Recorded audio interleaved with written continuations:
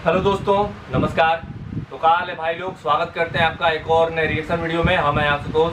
तो आज का वीडियो बहुत बढ़िया है, स्टडी IQ IAS का है।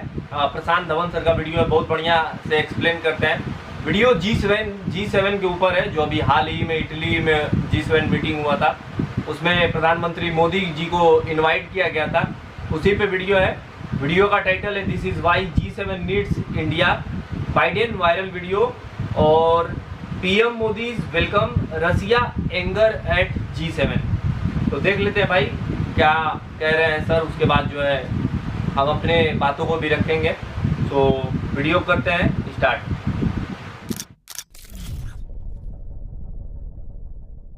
नमस्कार, वेलकम टू स्टडी IQ। मैं हूं प्रशांत धवन। नाउ G7 समिट जो इटली में आज के समय हो रहा है, पूरी दुनिया इसको कवर कर रही है। वर्ल्ड मीडिया इस पर बहुत आर्टिकल पब्लिश कर रहा है, क्योंकि इस समिट में बहुत सारी अच्छी बातें भी हुई और बहुत सारी खराब बातें भी सामने आई है। रशिया तो बिल्कुल आप कह लीजिए कड़ी निंदा कर रहा है इस समिट में लिए गए निर्णय की। पुतिन बहुत ज्यादा गुस्सा है, कह रहे हैं कि G7 कंट्रीज चोरी कर रहे हैं। और इंडिया के पर्सपेक्टिव से आप अगर देखो तो ये 50वां G7 समिट, जी हाँ, ये 50वां G7 समिट है। और इस बार के समिट में बहुत सारे इंपॉर्टेंट डिसीजंस लिए गए हैं। इंडिया को एज ए स्पेशल गेस्ट यहां पे इनवाइट किया गया, इवन दो इंडिया आज तक G7 का मेंबर बना नहीं है। पिछले कई सालों से आप देखोगे लगातार इंडिया को as a special guest invite किया जाता है, और इस तरीके से PM मोदी का वेलकम किया गया G7 समिट में। ना इस वीडियो में आप बात नोट करोगे, PM मोदी का वेलकम होता है इटली में विद अ नमस्ते। और ऐसा नहीं है कि सिर्फ इंडियन प्राइम मिनिस्टर है तो इसलिए यहाँ पर नमस्ते यहाँ पर यूज किया जा रहा है। इससे पहले कई वर्ल्ड लीडर जो इटली में आए, उनका वेलकम भी नमस्ते से ही किया गया था। ऑलमोस्ट आप कह लीजिए नमस्ते एक ज्यादा इंटरनेशनलाइज्ड फॉर्म हो चुकी है ग्रीटिंग की।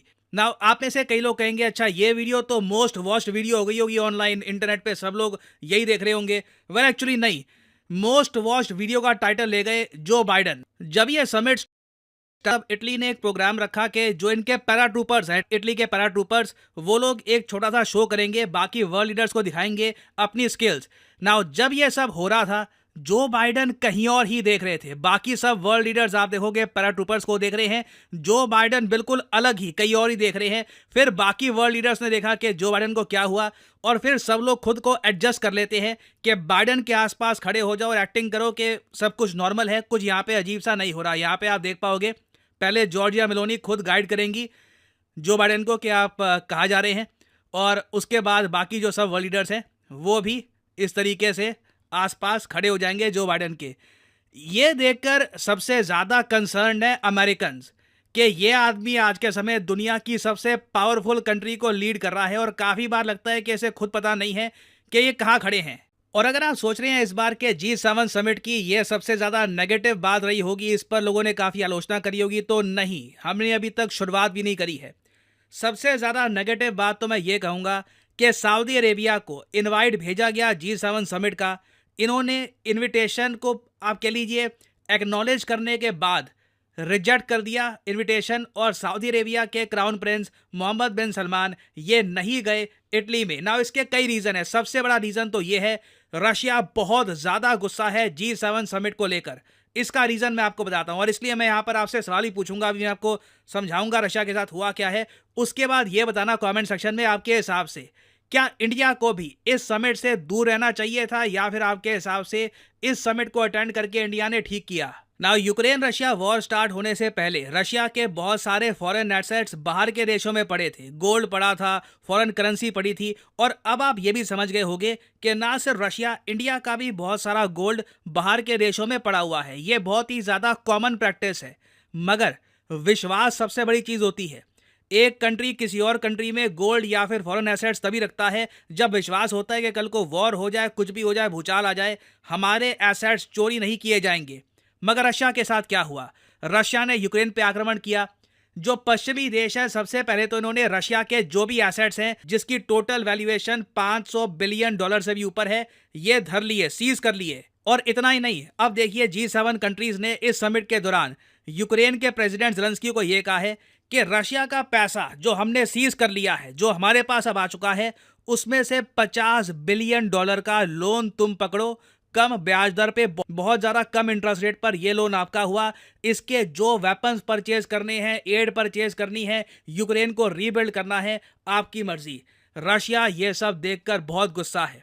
पुतिन ने लिटरली कहा है कि जो G7 में हुआ है ये चोरी के बराबर है। आप अगर वैसे अगेन न्यूट्रल पर्सपेक्टिव से देखो तो पुतिन गलत नहीं कह रहे। ये एक टाइप की चोरी है कि किसी का पैसा आप पहले धर लो और उसके बाद वो पैसा आप किसी और को लोन दे दो। ये एक बहुत ज़्यादा कंट्रोवर्शियल मूव है और आने वाले टाइम में कई देश हैं मेरे हिसाब से वो USA, UK या फिर बाकी G7 कंट्रीज़ में अपना गोल्ड रखना, अपनी फॉरेन करेंसी रखना पसंद नहीं करेंगे, क्योंकि कभी एक कंट्रीज़ जो इन्होंने रशिया के साथ किया है किसी और कंट्री के साथ कर दे पता नहीं है हमको। और इसलिए हम देख रहे हैं कि अब इंडिया भी धीरे धीरे जो गोल्ड है ये वापस इंडिया में ला रहा है। और अब यहाँ पे आप समझ गए होंगे कि सऊदी अरेबिया के क्राउन प्रिंस G7 समिट को अटेंड करने के लिए क्यों नहीं गए।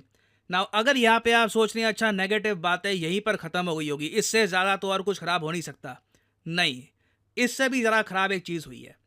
G7 कंट्रीज़ के दो बहुत ही इंपॉर्टेंट मेंबर्स, एक तो होस्ट कंट्री खुद इटली और दूसरा देश फ्रांस, इनके लीडर्स आपस में लड़ पड़े इस समिट के दौरान। यहाँ पे आप देख पाओगे article, Meloni gives Macron A withering look after the clash over abortion. हुआ यहाँ पर क्या कि इमैनुअल मैक्रोन की आपको जो पॉलिटिक्स है समझनी होगी। इमैनुअल मैक्रोन ना राइट विंग है ना लेफ्ट विंग है, ये सेंट्रिस्ट नेता है। जॉर्जिया मेलोनी एक बहुत ज़्यादा राइट विंग नेता है। जॉर्जिया मेलोनी मानती है कि इटली को एक कंप्लीटली क्रिश्चियन कंट्री बनना चाहिए और ज़्यादातर जो कंजर्वेटिव क्रिश्चियन कंट्रीज़ हैं वहाँ पे एबॉर्शन बैन होता है या फिर एबॉर्शन बहुत ही मुश्किल से एक्सेसिबल होता है। तो इटली में आप देखोगे आज के समय एबॉर्शन को लेकर कानून बहुत ज़्यादा कड़े कर दिए गए हैं। इमैनुअल मैक्रोन ने इस समिट के बीच में ये बोलना शुरू कर दिया कि देखिए इटली में जो एबॉर्शन के कानून हैं ये बहुत ज़रा गलत हैं। और जॉर्जिया मेलोनी ने जब ये सब सुना वो गुस्सा हो गई। उन्होंने ये कहा कि देखिए इमैनुअल मैक्रोन राजनीति करने के लिए आए हैं, ये अपनी डोमेस्टिक पॉलिटिक्स चमकाने की कोशिश कर रहे हैं G7 समिट में। मुझे भाषण देकर ये फ्रांस में जो इनका वोटर बेस है उनको ये दिखाना चाहते हैं कि देखिए जो हमारी वैल्यूज़ है, जो फ्रेंच वैल्यूज़ हैं, उनको मैं इंटरनेशनली भी प्रमोट करता हूँ। तो ये हाल है इस वक्त G7 का। इटली और फ्रांस आपस में भिड़ गए। now यहाँ पे आप सवाल पूछ सकते हैं कि अगर G7 में इतनी सारी कॉन्ट्रोवर्सीज हो रही थी तो पीएम मोदी G7 में क्यों गए हैं? क्या इससे इंडिया को कुछ बेनिफिट मिलता है? देखो हमें यहाँ पर फोकस करना होगा कि हमें क्या चाहिए एज ए कंट्री, हमारे लिए सबसे इम्पॉर्टेंट क्या है। आपने एक बात नोट करी होगी, नहीं नोट करी तो मैं आपको दिखा देता हूँ। जैसे ही पीएम मोदी इटली पहुँचे बहुत सारे भारत सरकार के जो मिनिस्टर्स हैं उन्होंने ये ट्वीट करनी स्टार्ट कर दी कि इंडिया की जो जीडीपी ग्रोथ रेट है ये अकेले सभी G7 कंट्री से कई गुना आगे है। इंडिया अभी रिसेंट जो फाइनेंशियल ईयर गया है इसमें 7.8% ग्रो किया है पूरे साल में। इसके कंपैरिजन में सभी G7 कंट्रीज की एवरेज जीडीपी ग्रोथ रेट आप अगर लगाओ तो 1.7% है। नाउ ये बात देखिए, हम G7 कंट्रीज को चिढ़ाने के लिए नहीं कह रहे, ये सब कंट्रीज बहुत डेवलप्ड हैं, यहाँ पे हाई इनकम है। तो चलिए भैया वीडियो जो है वो समाप्त हो गया। तो यही हाल है G7 मीटिंग का। कोई किसी का विरोध कर रहा है, कोई किसी का। देखिए हमको किसी का विरोध से कोनो मतलब नहीं है। हर लोगों का अपना विचार होता है, अपने विचारों से जो है लोग आगे बढ़ते हैं, पीछे जाते हैं। लेकिन जब G7 मीटिंग में प्रधानमंत्री मोदी को आमंत्रित किया गया तो भैया जाने में क्या बुराई है। अगर उसी बहाने आपके देश में अगर कोई इन्वेस्टमेंट आ जाता है, बढ़िया कोई कंपनी आपके देश में इन्वेस्टमेंट करता है। देखिए भाई, जरूरी नहीं है कि हर देश के नेता जो है वो घूमने फिरने ही जाते हों। कुछ देश के नेता जो है अपने देश में दिखाना चाहते हैं कि भैया देखो हमारे देश में आओ, हमारे देश में आप हमारे जीडीपी ग्रोथ को देख सकते हो, 7 पॉइंट कुछ समथिंग, हमेशा यही चलता रहता है। और बाकी G7 कंट्रीज का जो यूरोपियन कंट्रीज है, डेवलप्ड कंट्रीज है, उन लोगों का जो है जीडीपी ग्रोथ वो मतलब ठीक ठाक है। मतलब कोरोना के बाद से सब उथल पुथल हो गया, लेकिन भारत ने जो इस तरीके से अपनी इकोनॉमी को मेंटेन किया तो वो दिखाना है, उनके विकसित देशों को दिखाना जरूरी है कि भाई देखो भारत भी विकास के रास्ते पे बढ़ रहा है और बढ़ सकता है। और आप हमारे देश में इन्वेस्टमेंट करोगे, हमारे देश में जो है आपको बहुत सारा स्कोप मिलेगा जिससे आपका भी लाभ होगा, हमारा भी लाभ होगा। तो आइए आप हमारे देश में जो है निवेश कीजिए। ये चलता है एक दूसरे के देशों का, आपस में सहमति होता है और भी बहुत सारा चीज होता है। और जिस प्रकार से मोदी जी का और मेलोनी जी का जो बैठता है, मतलब फ्रेंडशिप है, लोग उसको प्यार वाला दे देते हैं, पता नहीं क्या क्या दे देते हैं। लेकिन वो सब चीजें नहीं होता है भाई। देखिए आपका नजरिया कैसा है देखने का, हमारा नजरिया कैसा है, ये अंतर होता है, विचारों का अंतर होता है, लेकिन ऐसा नहीं है कि ये सब चीजें हों। तो बहुत अच्छा लगा कि प्रधानमंत्री मोदी को इनवाइट किया गया, और जिस प्रकार मोदी जी बीच में खड़े थे तो हमको देख के बड़ा अच्छा लगा कि भाई एक प्रतिनिधित्व के तौर पे कितना अच्छा वो प्रतिनिधित्व कर रहे हैं कि बिल्कुल बीच में उनको जगह स्थान दिया गया G7 मीटिंग में। तो बहुत अच्छा लगता है भाई देख के। और भारत ने भी G20 का होल्ड किया था, तो कुल मिलाकर बहुत अच्छा लगा हमको देख के कि भाई जिस प्रकार से G7 मीटिंग में मोदी जी को बीच में खड़ा किया गया, और एक मजबूत राष्ट्र के रूप में भारत जो है उभर रहा है। तो हर चीज होता है। वीडियो था प्रशांत धवन सर का, वीडियो का लिंक मिल जाएगा डिस्क्रिप्शन में, और बहुत अच्छा लगा हमको देख के वीडियो। आपको हमारा विचार कैसा लगता है आप जो है कमेंट कर सकते हैं, और चैनल पे पहली बार आए चैनल सब्सक्राइब कर सकते हैं। मिलते हैं अगले वीडियो में किसी और नए रिएक्शन के साथ, तब तक के लिए जय हिंद, वंदे मातरम।